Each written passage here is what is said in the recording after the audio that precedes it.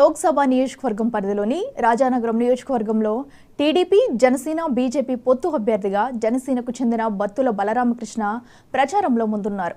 జనసేన తరపున ఎప్పుడూ ప్రజల్లో ఉండటం, ప్రజా సమస్యల మీద ఎప్పటికప్పుడు ఉద్యమాలు చేయటం ఆయనకు నియోజకవర్గంలో జనసేన నాయకునిగా మంచి పేరు తెచ్చిపెట్టింది.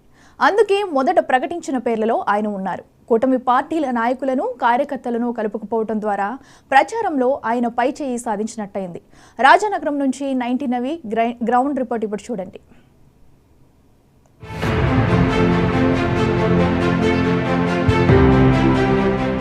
టీడీపీ జనసేన పొత్తులో జనసేనకు వచ్చిన సీటు రాజానగరం. జనసేన అధినేత పవన్ కళ్యాణ్ రిపబ్లిక్ డే రోజు మొదటిసారిగా ప్రకటించిన 2 నియోజకవర్గాలలో రాజానగరం ఒకటి. ఈ నియోజకవర్గంలో జనసేన ఇన్ఛార్జిగా ఉన్న బత్తుల బలరామకృష్ణ పార్టీలోకి వచ్చిన కొద్ది కాలంలోనే పార్టీలో మంచి గుర్తింపు తెచ్చుకున్నారు. ఉమ్మడి తూర్పుగోదావరి జిల్లాలో జనసేన అంటే గుర్తొచ్చేది రాజానగరం. అక్కడి ఇన్ఛార్జ్ బత్తుల. నియోజకవర్గంలో తన మార్కు చూపించిన బత్తుల బలరామకృష్ణ ఒక సామాన్య రైతు కుటుంబం నుంచి వచ్చారు. అనేక సేవా కార్యక్రమాల ద్వారా ప్రజలకు దగ్గరయ్యారు.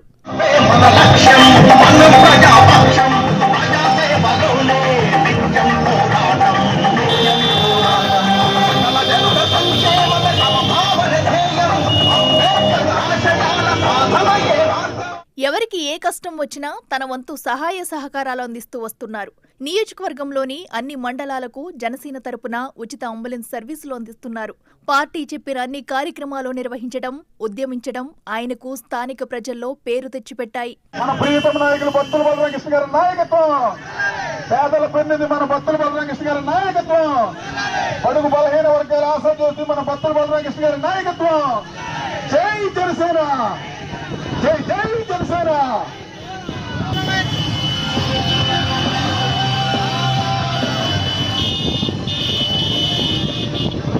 జనసేన, టీడీపీ, బీజేపీ ఉమ్మడి అభ్యర్థిగా బరిలో ఉన్న బత్తుల బలరామకృష్ణ ఇప్పటికే నియోజకవర్గమంతా చుట్టేశారు.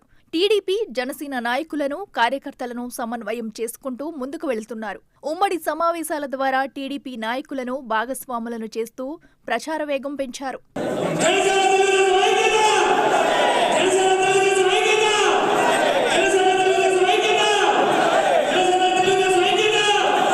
అంతర్గత సర్వేలు కూడా అనుకూలంగా ఉండటంతో ప్రచారంలో మరింత దూకుడు పెంచారు. గోదావరికి సమీపంలోనే ఉన్న త్రాగునీటి సమస్య ఉండటం, రోడ్లు సరిగా లేకపోవడం, నిరుద్యోగ సమస్య, దళిత వాడల్లో పక్కా ఇళ్లు లేకపోవడం లాంటి సమస్యల మీద కొంతకాలంగా అధికార పార్టీ మీద ఆయన చేస్తున్న పోరాటం తెలిసిన వారు ఆయనకు అండగా నిలుస్తున్నారు.